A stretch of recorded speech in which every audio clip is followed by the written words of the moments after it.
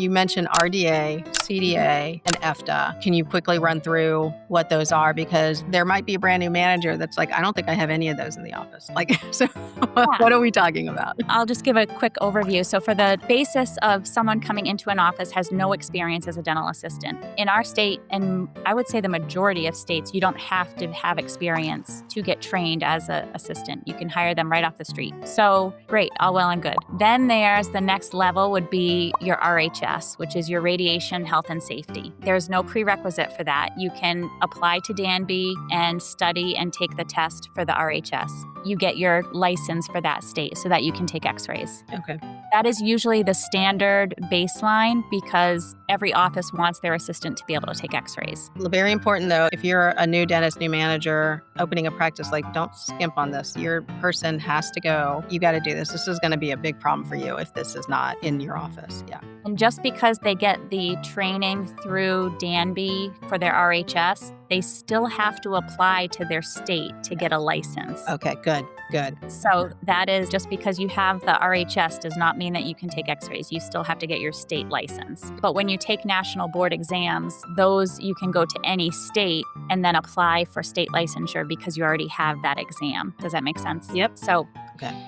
So then the next level would be your CDA, which is a certified dental assistant, and that is made up of 3 components. And you have your infection control, you have your RHS, and then you have your general chair side. For infection control, there's no prerequisite either. You can just go and take the test just like the radiology. What does that do for you other than give you a good insight to OSHA and how things are properly done in the office? There's nothing additional that you get. You still have to go for your general chair side. The prerequisite for that is that you do have to have 2 years of experience before you can apply for that exam. When you take your general chair side, you need your CPR certification, 2 years of experience, and then you can study to take that test. So then you have those 3 components that makes up your CDA. So then RDA is pretty much the same, but it depends on what state you go to, if they recognize RDA or CDA. Okay, so interchangeable. Yep, whether it be registered or certified. So you do all of these tests with Danby, but then you apply still to your state. Yes.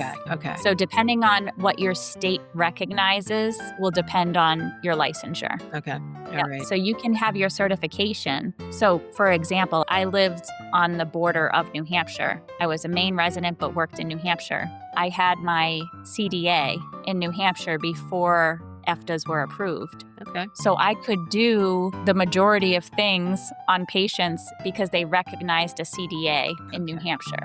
Got it. Okay. Maine does not. Maine recognizes an EFDA, but you have to become a CDA in order to become an EFDA, but they don't recognize a CDA as its own entity. They're bordering states. Yes. So there's a lot of, you have to know your state regulations. Okay. And the state board would be a good place to look, right? Or Department of Health or? The dental board. Okay. Yep. The dental board is going to tell you what you need and what they recognize. Okay. And every state is different. And even as an EFDA, every state is different. Okay. So if they recognize EFDA licensure, if I went and applied to Oklahoma and I said, okay, I have my Maine license and I can do these tasks, they could say, no, we'll recognize your EFDA license, but you can only do these tasks. Wow. So it's very state specific. So you need to know the laws on what's allowed. Would you like to hear more? Follow the link for the full episode.